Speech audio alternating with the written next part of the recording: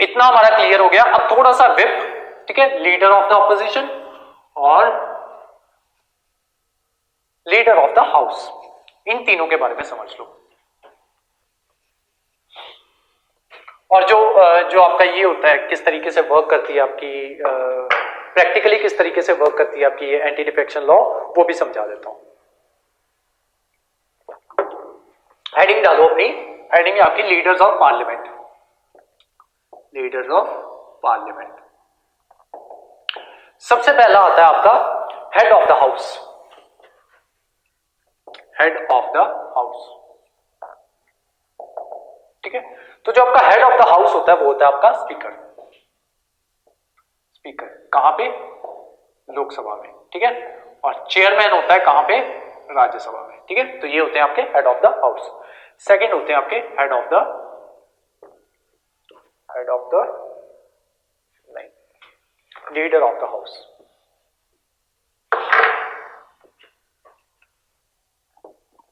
Leader of the house,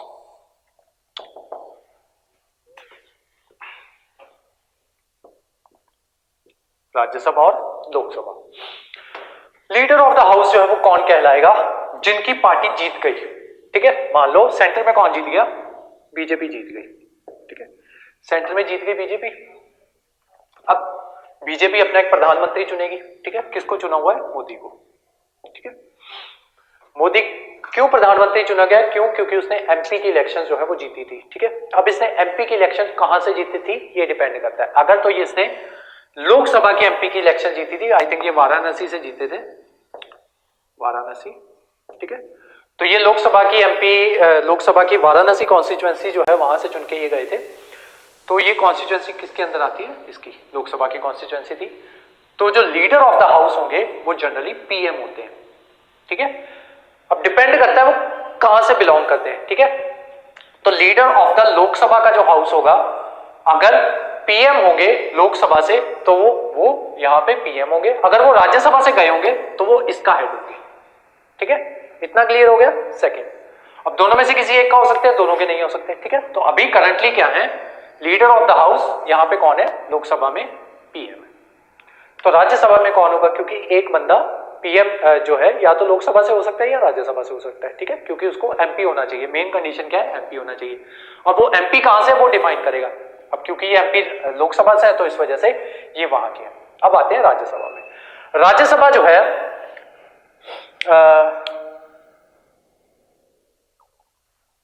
Rajya Sabha का leader जो है वो कौन होगा, वो ये डिफाइन करेगा कि ये जो पार्टी जीती है, मान ली बीजेपी जीती है, तो ये किस बंदे को यहाँ का लीडर बनाती है। तो जिसको ये बीजेपी जो है मिलके चुन लेंगे कि हमारे राज्यसभा में हमारा जो लीडर ऑफ द हाउस जो है वो कौन होगा, उसको लीडर ऑफ द हाउस जो है वो बना दिया जाएगा, ठीक है। तो यहाँ पे जो भी होता है पर्सन अपॉइंटेड बाय जो प्रेसिडेंट उसको अपॉइंट कर देते हैं कि आप जो है हमारे राज्यसभा का आप जो है लीडर हो गए, ठीक है। तो ये हो गया लीडर ऑफ द हाउस दोनों हाउसेस में, ठीक है। प्रेसिडेंट प्राइम मिनिस्टर जो है जिस भी हाउस से बिलोंग करेंगे वो उसी हाउस के लीडर हो जाएंगे, ठीक है। अगर वो राज्यसभा से बिलोंग कर रहे हैं तो राज्यसभा के लीडर हो जाएंगे, और लोकसभा से बिलोंग करते हैं तो लोकसभा के लीडर हो जाएंगे। और जो दूसरा हाउस बचेगा, ठीक है, दूसरा हाउस बचेगा उसको प्रेसिडेंट जो है वो अपॉइंट कर देंगे, ठीक है। तो ये होता है आपका लीडर ऑफ द हाउस। एक चीज मैंने थोड़ी सी आपको गलत बता दी, जो जीवी मावलांकर वाला फॉर्मूला बताया था, वो फॉर्मूला यहां पे लगता है, ठीक है। वहां पे 1/10 नहीं लगता, स्पीकर को जब रिमूव करना होता है वहां पे क्लियरली दिया हुआ है कि 50 मेंबर्स, ठीक है। वहां पे 1/10 नहीं लगेगा, क्योंकि 545 का 1/10 जो है 54.5 बन जाएगा, ठीक है। तो वो 50 नहीं बनता, ठीक है। तो वहां पे 50 मेंबर्स होते हैं, 1/10 वहां पे फॉर्मूला नहीं होता, वहां पे 50 मेंबर्स का ही होता है। 1/10 यहां पे आता है, leader of opposition. Leader of opposition कौन चुना जाएगा, लीडर ऑफ ऑपोजिशन वो चुना जाएगा, वो बंदा चुना जाएगा अगर वो 1/10 जो है वोट जो है इसमें हासिल करता हो। किसमें, आपकी इसमें लोकसभा की जो कॉन्स्टिट्यूएंसीज जो है वो चुनी गई हैं, तो उसमें अगर वो 1/10 वोट जो है वो वहां पे हासिल करता हो। जैसे जब ये जीती थी ना आपकी, ये थी आपकी बीजेपी जब इलेक्शन जीती दूसरी बार, तो लीडर ऑफ ऑपोजिशन ही नहीं था इनके पास। क्यों, क्योंकि कांग्रेस जो थी वो 1/10 वोट्स भी एक्वायर नहीं कर पाई थी, ठीक है। अब उसमें क्या होता है, लीडर ऑफ ऑपोजिशन की जरूरत क्यों होती है, क्योंकि बहुत सी अपॉइंटमेंट्स जो होती है, जैसे सीबीआई का जो डायरेक्टर जो है वो अपॉइंट करना है, या और जरूरी काम जो होते हैं, ठीक है, देश की ऐसी एजेंसीज जो आपकी निरपेक्ष होके जो फैसले सुनाती हैं, जैसे आपकी सीबीआई होगी, विजिलेंस हो गई, इनके डायरेक्टर्स वगैरह जब चुनने होते हैं ना, तो उसमें क्या होता है कि लीडर ऑफ ऑपोजिशन की जरूरत होती है, ठीक है। उसकी भी एक वोट जाती है, वो भी चुनता है जब वो पैनल, जब वो नाम देते हैं ना, तो ये बंदा भी अपना जो है उनमें इसकी वोट भी जो है वो जरूरी होती है। अब यहाँ पे क्या हो गया कि कांग्रेस जो थी वो 1/10 वोट जो है वो नहीं ले पाई थी। अब ये 1/10 वाला फॉर्मूला जो था ना कि लीडर ऑफ ऑपोजिशन जो है वो कौन होगा, पहले तो जो थी, क्योंकि कांग्रेस ही वहां पे होती थी, ठीक है, तो ये जो था इस फॉर्मूले की जरूरत नहीं पड़ी। लेकिन बाद में जब कांग्रेस जो है वो हारने लग गई, या दूसरी पार्टीज जो थी वो एग्जिस्टेंस में आने लगी, जीतने लग गई, तब इस फॉर्मूले की जरूरत पड़ी। तब जो जीवी मावलांकर जो थे उन्होंने ये फॉर्मूला दिया था कि और लीडर ऑफ ऑपोजिशन वो होगा, उस सबसे पहले ऑपोजिशन कौन कहलाएगा, ऑपोजिशन वो कहलाएगी अगर वो 1/10 वोट जो है वो एक्वायर कर ले आपकी इसमें लोकसभा में, ठीक है, या राज्यसभा में भी। अगर 1/10 वोट जो है वो एक्वायर कर लेगी तब वो जो है ऑपोजिशन में आ जाएगी, ठीक है। अब जब वो ऑपोजिशन में आ गई तब वो अपना एक लीडर चुन सकती है, ठीक है। अब वो अपना एक लीडर चुन लेंगे, वही लीडर ऑफ ऑपोजिशन जो है वो कहलाएगा, ठीक है। तो यहां पे क्या हो रहा था, जब बीजेपी जब ये जीती तो लीडर ऑफ ऑपोजिशन जो था, क्योंकि 1/10 फॉर्मूला वो मीट ही नहीं कर पा रहे थे, तब यहां पे सुप्रीम कोर्ट के सामने बात है। तो सुप्रीम कोर्ट ने बोला कि देखो इस फॉर्मूला को एज इट इज ही रखो, लेकिन लीडर ऑफ ऑपोजिशन जो है उसकी भी जरूरत है हमें, ठीक है। तो फिलहाल के लिए आप क्या करो कि इस फॉर्मूला को साइडलाइन कर दो। जो लार्जेस्ट पार्टी है ना, जिस पार्टी ने सबसे ज्यादा सीट्स जीती हैं एज कंपेयर टू बाकी पार्टीज, ठीक है, कि बाकी पार्टीज भी होती है ना यहाँ पे, हमारे यहाँ पे इसमें एग्जिस्ट करती हैं, जैसे आपकी बसपा होगी या दूसरी ऐसी पार्टीज होगी, तो उनके कंपैरिजन में जिस पार्टी ने सबसे ज्यादा ऑपोजिशन में वोट जो है वो जीती हैं, सबसे ज्यादा पार्टी जो है मैक्सिमम ऑपोजिशन में रह रही है एज कंपेयर टू बाकी अदर पार्टीज, उसमें से उसका एक लीडर चुन लो, उस पार्टी को ऑपोजिशन में ले आओ और उस पार्टी को बोल दो कि आप अपना एक लीडर चुन लो जिसको लीडर ऑफ ऑपोजिशन हम डिक्लेयर कर दें, ठीक है। तो इस वजह से फिर इन्होंने कहा, ये जो था कांग्रेस जो थी उसको ऑपोजिशन में लाया गया और उन्होंने अपना एक लीडर चुन लिया, और उसके बाद जो है जो दूसरे फंक्शन जो थे, जो लीडर ऑफ ऑपोजिशन की जहां पे जरूरत होती है वो फंक्शंस जो थे वो तब परफॉर्म हुए, ठीक है। तो अदरवाइज यहाँ पे सरकार कह रही थी कि हम तो जी काम करना चाहते हैं, लेकिन जो रूल्स एंड रेगुलेशन जो है वो हमें काम करने नहीं दे रहे। क्यों? क्योंकि हमें लीडर ऑफ ऑपोजिशन जो है उसकी जरूरत है। अब हमारी गलती थोड़ी है कि हम जो है इतनी ज्यादा वोट जीत गए, वो दूसरी सरकार जो थी वो वोट्स नहीं जीत पाई। तब सुप्रीम कोर्ट ने बोल दिया कि ठीक है, कन्वेंशन यही रहेगी कि 1/10 जो है, जो पार्टी जो है 1/10 वोट जो है वो हासिल करेगी, वही लीडर ऑपोजिशन में आएगी और वही अपना एक लीडर जो है वो चुनेगी। लेकिन अभी क्योंकि जो सरकारी काम है वो नहीं रुकना चाहिए, तो इस वजह से जिस पार्टी के पास एज कंपेयर टू बाकी अदर पार्टी सबसे ज्यादा ऑपोजिशन मेंबर्स जो है, उनका एक आप उनको बोल दो कि आप ऑपोजिशन में आके अपना एक लीडर जो है वो चुन लो और वो लीडर जो है वो फैसले अपने सुना दे, ठीक है। अब ये जो लीडर ऑफ ऑपोजिशन होता है ये पोस्ट होल्ड करता है कैबिनेट मिनिस्टर के इक्विवेलेंट, कैबिनेट मिनिस्टर, ठीक है। तो जितने पैसे, जितने जो है आपके रिनमरेशंस या जितनी फैसिलिटीज जो है कैबिनेट मिनिस्टर को दी जाती हैं, उतनी ही फैसिलिटी लीडर ऑफ ऑपोजिशन जो भी इंसान होता है उसको दी जाती है, ठीक है। तो ये था आपका लीडर ऑफ ऑपोजिशन, ठीक है। और किसके द्वारा चुना गया? ये मावलांकर फॉर्मूला, ठीक है। वो वहां पे जो मैंने स्पीकर वाला करवाया वो मेरे से गलती हो गई, वहां पे 50 मेंबर्स ही होते हैं, ठीक है। वहां पे जीवी मावलांकर फॉर्मूला नहीं लगता। जीवी मावलांकर फॉर्मूला आपका लीडर ऑफ ऑपोजिशन में लगता है, ठीक है। तो वहां पे थोड़ी सी हमारी से गड़बड़ हो गई थी, ठीक है। तो ये हो गया सारा। अब एक होता है आपका विप, ठीक है। ये भी लीडर्स ऑफ पार्लियामेंट में ही आता है। 2 3 4 चौथा होता है आपका विप।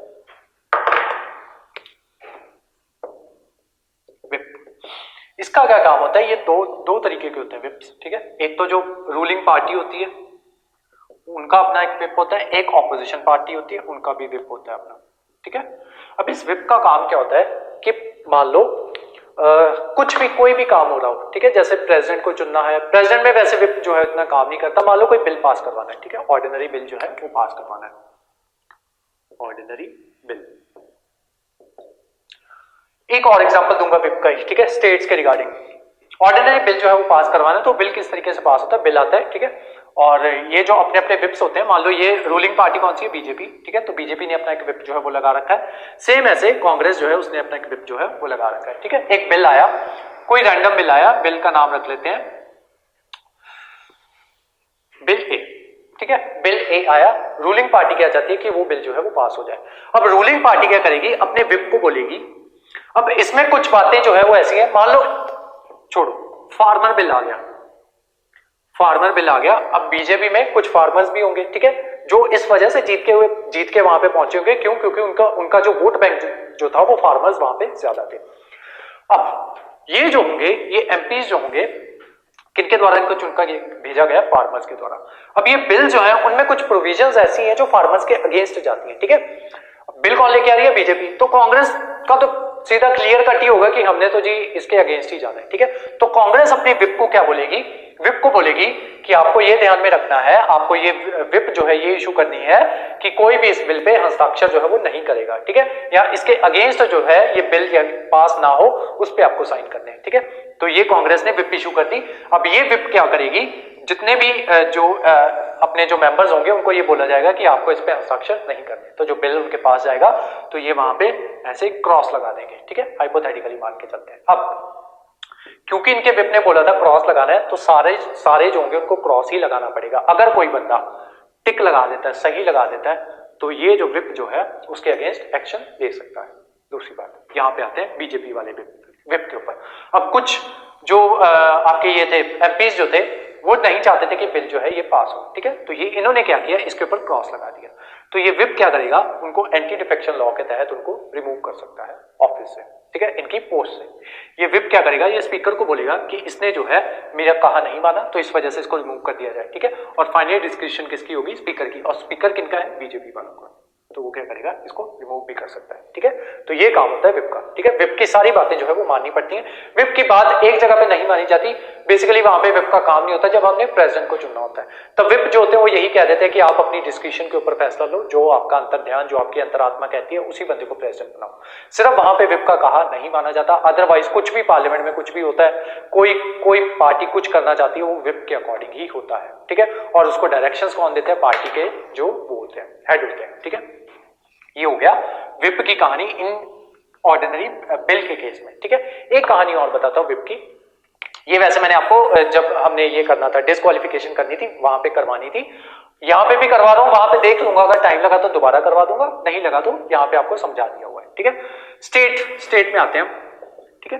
तो अभी क्या हो रहा है कि स्टेट के एमएलएज हैं, ठीक है। स्टेट में भी ऐसे विप होती है, स्टेट के एमएलएज हैं।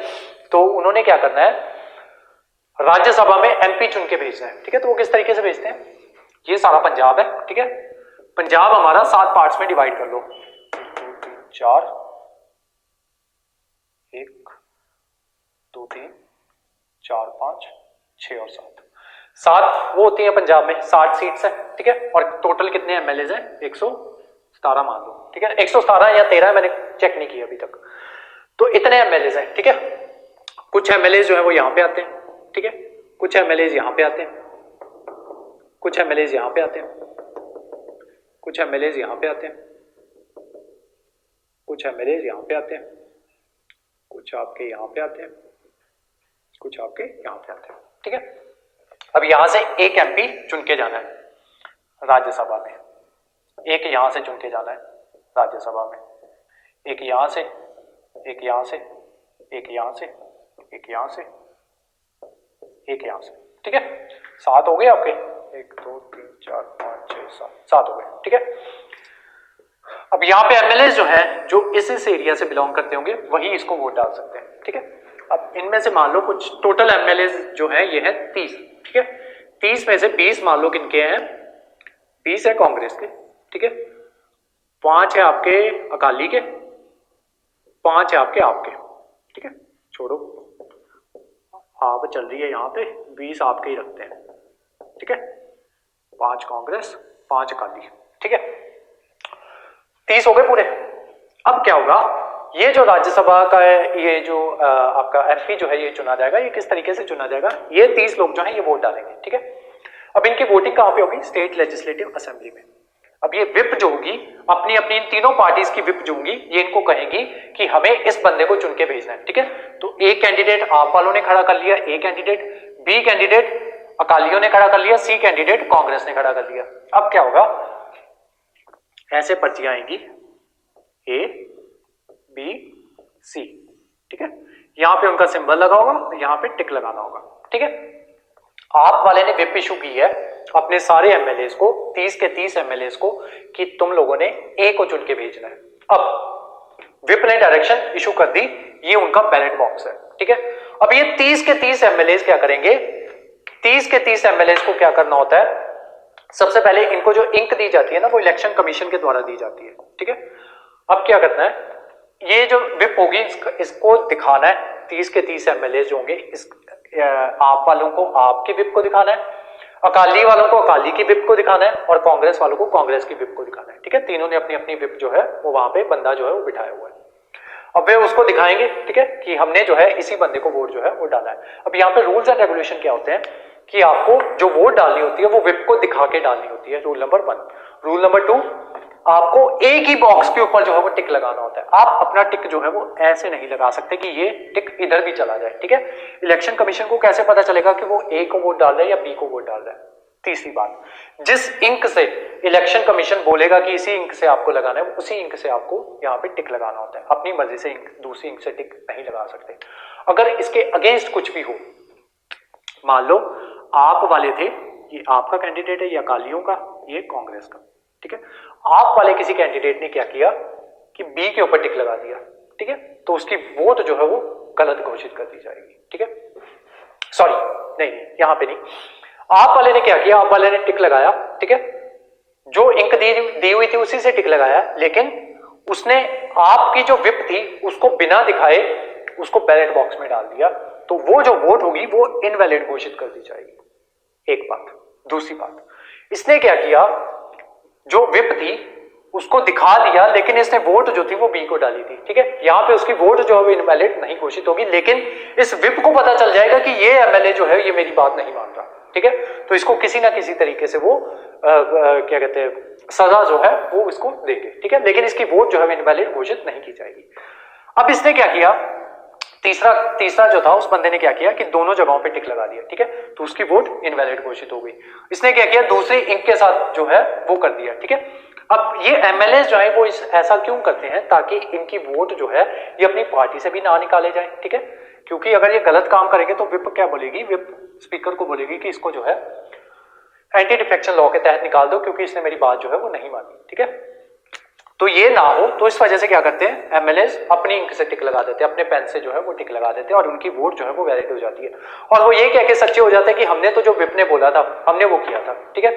तो लेकिन अब हमें नहीं पता था कि ये वाली इंक से टिक लगानी होती है, हमसे जी गलती से लग गई, ठीक है, या वो 2 टिक्स लगा देते हैं ऐसे करके, ठीक है। तो ये इस सारे तरीकों के साथ जो है ये आपके वोट जो है वो इनवैलिड घोषित हो जाते हैं, ठीक है। तो जहां पे जो क्या कहते हैं, आपके जो ये 20 वोट जो है इस एमएलए को पढ़ने थे, इस एमपी को पढ़ने थे, ठीक है, 20 वोट्स पढ़ने थे, वही वोट्स मान लो उनमें से 2 जो है वो इनवैलिड हो गए, तो उसको 18 वोट्स ही पड़ेंगे, ठीक है।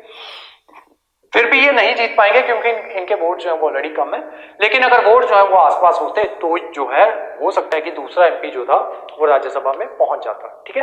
तो इस वजह से ये सारी चीजें जो देखने का जो काम होता है वो विप का होता है, ठीक है। तो विप ये देखती है, विप ही इशू की जाती है कि इसी बंदे को वोट डालना है, इसी तरीके से आपको वोट डालना है, और उसी के साथ साथ अगर कोई बिल जो है वो पास हो रहा है तो उसके फेवर में वोट डालना है या नहीं डालना, ये सारा काम होता है विप का, ठीक है। तो आज हमने कवर कर लिया लीडर्स ऑफ द पार्लियामेंट, आपका चेयरमैन, वाइस चेयरमैन, स्पीकर और डेप्यूटी स्पीकर, ठीक है। अब इन सबके नोट्स जो है वो बना लो। आज की जो हमारी क्लास थी वो यहीं तक थी, ठीक है। अब जो है जो दूसरे बच्चे जो हैं वो इसके नोट्स जो है वो बना सकते हैं, तो नोट्स आप बनाने स्टार्ट कर दो। नेक्स्ट जो क्लास होगी उसमें हम जो है वो डिस्कस करेंगे जो वेरियस बिल्स जो होते हैं, ठीक है, वेरियस बिल्स जो होते हैं उनके बारे में हम नेक्स्ट क्लास में डिस्कस करेंगे, ठीक है। तो नोट्स बनाने अब स्टार्ट करो।